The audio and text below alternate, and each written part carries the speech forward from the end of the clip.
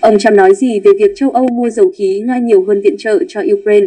Năm 2024, khi cuộc chiến Nga-Ukraine bước sang năm thứ 3, Liên minh châu Âu, EU đã chi 21,9 tỷ euro để nhập khẩu nhiên liệu hóa thạch từ Nga, trong khi khoản viện trợ tài chính dành cho Kiev chỉ đạt 18,7 tỷ euro.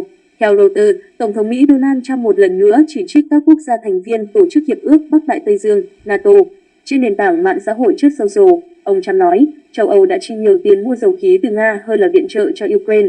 Trước đó, ông Trump nhiều lần chỉ trích các đồng minh NATO vì mức chi tiêu quốc phòng thấp và liên tục khuyến khích họ tăng ngân sách. Phát biểu của ông Trump xuất hiện ngay sau khi Trung tâm Nghiên cứu Năng lượng và Không khí sạch CREA công bố một báo cáo vào cuối tháng trước.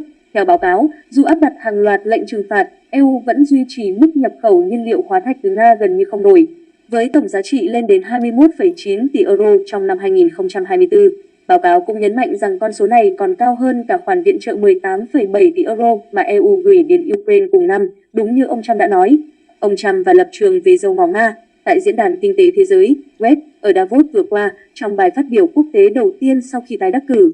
Ông Trump khẳng định rằng doanh thu từ dầu mỏ chính là lý do dẫn đến cuộc chiến Nga-Ukraine chưa thể chấm dứt. Nếu giá dầu giảm xuống, cuộc chiến này sẽ kết thúc ngay lập tức. Phải kéo giá dầu xuống, đó là cách để chấm dứt xung đột, ông Trump tuyên bố.